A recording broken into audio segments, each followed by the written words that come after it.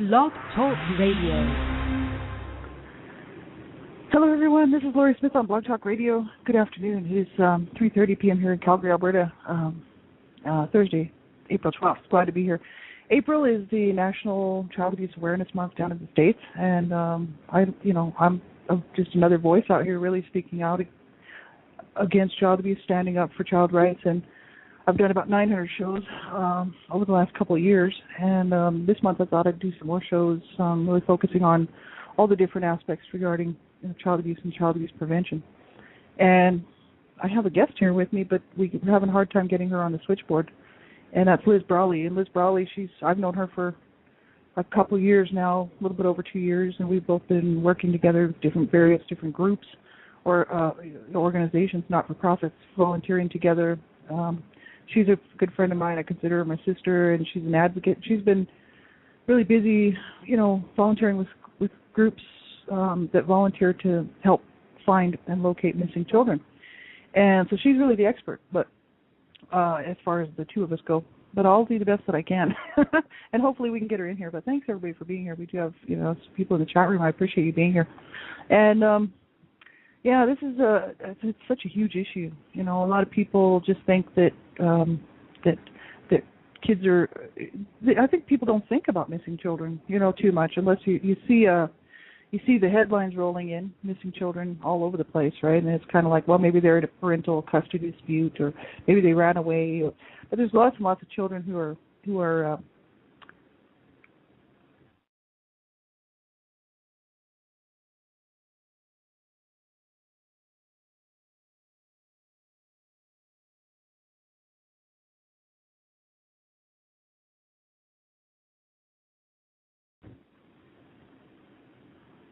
can you hear me now?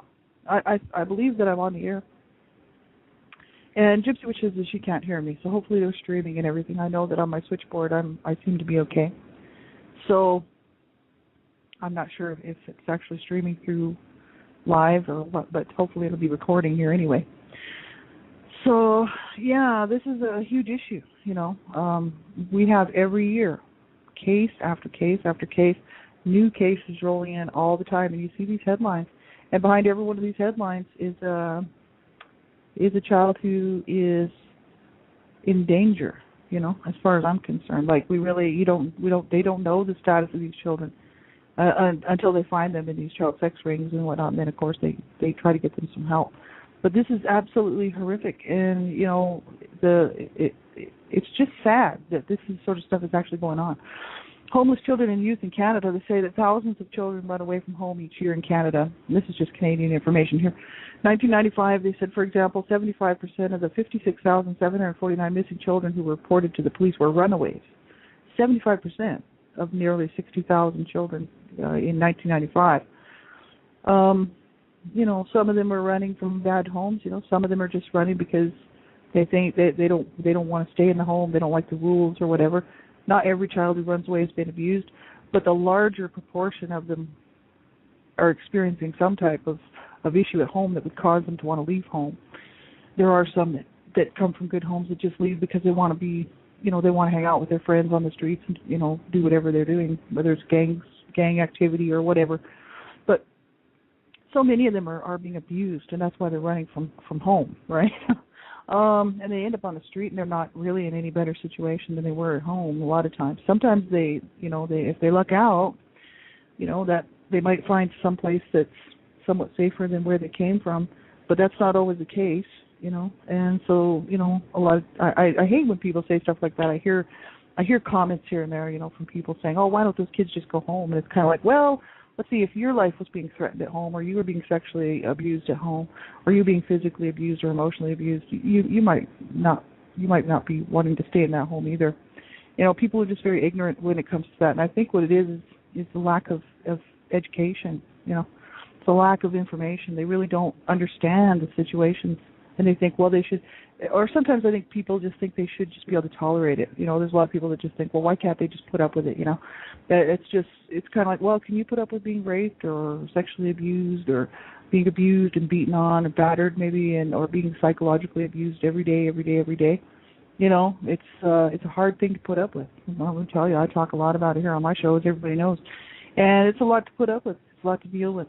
And a lot of kids will, especially if their lives are being threatened, or they're just thrown out of the home. A lot of times children are just thrown out of their house. They end up in child sex trafficking rings. I know when I was growing up, I lived in New Mexico, really close to Vegas there, not that far from Vegas. And we used to go to Vegas quite often. And I used to be a little kid, like 10 years old, 11 years old, running on the streets of Vegas by myself because my mom would be gambling with my sister. And you should never, ever let your 10 or 11-year-old child run around on the streets of Vegas. I had a lot of freedoms in the fact that I was neglected by my mother. I had a lot of freedoms in that. But the issue is that I was always in danger out there. And on the streets of Vegas, I actually was propositioned by two men, not at the same time, two different times, who thought I was a child prostitute because they didn't see me with any adults. I wasn't by myself. And I just looked like I was kind of lost, you know what I mean? Well, I was just wandering around downtown Vegas. And,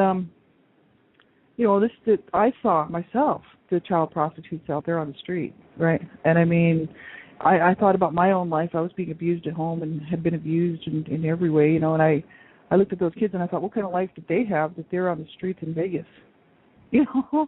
Like, pretty bad, let me tell you, like, this is horrific, right?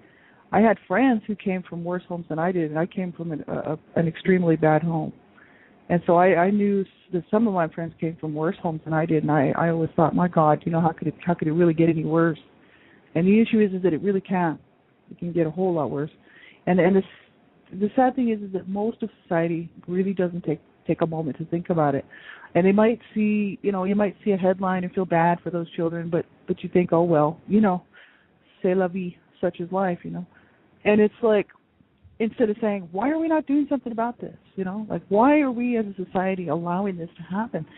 Because we're a sick society. That's why. The people that have are fine and happy and they really don't care. The people that have not are really the ones who are struggling and pretty much the ones that are involved in all of this garbage. And the ones in the middle are like me who have no resources whatsoever to be able to do anything except for my voice, right? And a computer and a set of headphones, right? So, it's a tough thing, right? I mean, how do we solve this? It's going to take everybody. Get on board, Find a group you like working with and get on board. There's every area to be involved with, every type of thing. And everybody needs help, Like, I mean, I've approached 5 different groups. I won't tell you who they are. Here in Calgary, trying to get on board with them, and they obviously don't want the help. So, see, then sometimes you try to help, and they don't want your help. So it's a sad situation, like it really is, because you know what? In the meantime, kids are dying, right? Now, I can't go around the streets of Calgary and pick up all the homeless kids and bring them to my small apartment. It's only about 600 square feet, Where would, there's enough room for me to sleep, and that's about it, man. It's small. I might get 2 or 3 kids in here, and that's about it. It's a sad situation. And I think that's why people just throw up their hands and they say, oh, well, c'est la vie, such is life. Because they feel like, well, what are we going to do about it? It's too big of a problem, I mean, we're talking about child abuse, and we're talking about it on a national, international level. It is a huge problem that not even the government can get a hold of and get a tiny piece of it fixed, right? It's a mess. And kids are falling through the cracks. The social service system, child services doesn't work. Sadly enough, a huge multi-billion-dollar racket, really, of people who go to school, go to college, and get these degrees, and go then to work for these places, and then can't help the children. Right? I mean, they're taking home $55,000 a year, but they can't do a thing to help these children. Now, that is sick. That's wrong. I'm not running down anybody. I'm just saying the system needs to be revamped. It needs reworked, and it won't change unless we change it. It won't change unless enough people care enough to get involved to stop it. I think we really need community action. I really do, and I think it needs to be on a national, international level. So get involved with groups who are, making noise and contacting the government and letting people know that, hey, this has got to change. Because it's pretty obvious the kids are dying. The kids are dying needlessly. The laws need to change. the amount of care and aid and help for these kids needs to change. You know, there's not enough places to put these kids once they find them. You know, they break up they do, you know, eventually bust some of these child sex rings, and then there's not enough help for the kids. There's just not enough resources. There's not enough of anything, right? And sadly enough, why should these kids have to pay for what are we supposed to do? Tell these little kids, sorry, but, you know, it's just there's not enough, right? Too bad for you. That's exactly what we're telling them. And we expect them to grow up to be healthy, functioning adults? I don't think so. You know what I mean? This is a serious problem, and we need to do something. And one person can't do it, but a whole bunch of people can, right? So if you get enough people, you know, really, you know, working in different aspects, whatever area you choose to work in, you know, dealing with children or working, you know, with advocacy groups who are vocal and out there or whatever, getting involved locally with someplace that actually will take you on as volunteer. It's very hard to get involved these days. But, you know, do what you can, you know, to be a voice for these kids out here, right? Elizabeth Brawley, I guess we just cannot have her on here today. That's too bad because she's a great voice for these children out here. She knows a whole lot more about the missing children, especially the huge epidemic that it really is, because she works in it, right? So it's too bad that she can't be on here, but maybe we'll figure out another way for her to get on. She's having difficulties trying to get in with her, the way that her phone is set up, so that's too bad. But the issue, you know, the homeless issue with children, you know, on the streets and stuff, this is absolutely horrific because they're no safer on the streets. You know, a lot of people, you know, kids a lot of times. I knew that. That's why I didn't run away, right? Like, I mean, I could have ran away, but I thought, where am I going to go? I'll just end up on the street and end up in some seriously sick situation on the street, right? So I thought, okay, no, I'll just tough it out, right? But some kids can't do that because their lives are being threatened and they're being, you know, literally chased out of the home with guns or knives or whatever, and you know they have to leave, right? And there's nowhere for them, so they end up on the streets and they end up in generally, what are they going to do? You know, if they're underage and they can't work, and they end up hooking up with somebody who's gonna let them stay at their place, and it ends up to be some sort of a drug dealer or drug user, and they end up in all kinds of weird stuff. You know, this is what happened to a lot of my friends, right? So it's not the place to be. The streets are not the place to be. But then where are they going to go, right? It's absolutely horrific. In Canada, there's a website, the Missing Children Society of Canada. I'll pop this link into the chat room, too. And there's so many. There's quite a few. Like, when you actually start looking around, if you type into your browser missing children, you can see that there are a lot of groups out there who are working on this. And this is just one here in Canada, Missing Children Society of Canada. And they said that this is 2009 statistics. You know, I looked for 2011 statistics and didn't see any. But in 2009, there were 50,492 children reported missing in Canada. And they said they broke it down. So this was 2009, the 50,000 missing children in Canada. Canada's population is a lot less than the United States. And that's a pretty high number for Canadian children, right? Strangers, kidnapped, maybe taken by strangers, 50, accident, 25, wandered off, 432, parental, 237, runaways, 35,768. Wow. Unknown, 11,757, other, 2,223, whatever the other is, for a total of 50,492 missing children that were reported in 2009. Like, that's insane. Can you imagine 50,492 children? You know how many families are affected by that? You know, I'm like on Facebook, you know, I have a lot of friends, which is really great. I haven't been on there very much lately, but I've been extremely busy. But the thing is a lot of my friends are missing children, people who are missing children, parents of missing children. And I sit there and I think about these people, and I think, oh my God, you know, to have to be in their shoes even for one day, I don't even know if I could do it. You know, these are mothers, these are fathers that their children have been missing for 20 years, and they're just like, you know, or 15 years, or 7 years, or 5 months, and these people are, you know, they're still not giving up. You know, they're not going to give up, and they have this hope inside of them that their child is alive somewhere, and that they've been able to endure or to put up with or to survive whatever it is they've had to survive wherever their missing child went. Right. Now, this is horrific. Like, when I look at these missing children's posters and stuff, I don't just think about the missing children. I think about the families involved, too, because there's a whole family that's going to be either destroyed or made stronger by this, right? Like, this is a horrific situation. And, so many, sadly enough, some of these children run away because they're being abused, right? But a lot of them are taken, and a lot of them are put into these child sex trafficking rings. And there's all kinds of great information out there for people, if you have children and stuff, how to keep your children safe, Get that information, because it's really important, because children, they need every bit of help they can get to stay safe. They really do. They need all the information they can get, because the perpetrators are a little bit smarter, and they know how to find a child who's vulnerable, who doesn't know this information. Like, I was on the streets all the time, and I was vulnerable. I was being abused at home. I was just a vulnerable, strange little child, right? And I was always out by myself, and I have been nearly kidnapped 5 times, right? So I was almost missing 5 times. My parents probably wouldn't have called it in, because they didn't care. My parents hated me, and they wouldn't have cared if I ran away or if I was gone, because I used to go and I'd disappear for a while. They would never ever call it in. No, they'd just wait till either the police found me or I was reported, whatever, right? Then they'd come up with some excuse. Oh, well, we thought she was. That's how my parents were, because they wouldn't have cared, right? But that's a lot of these children out here have parents who, wouldn't care and wouldn't report it. That's sad. These children that are missing are only the numbers. Even for 2009 here in Canada, 50,000. That's only the ones reported. There are parents out there who do not report children as being missing, right?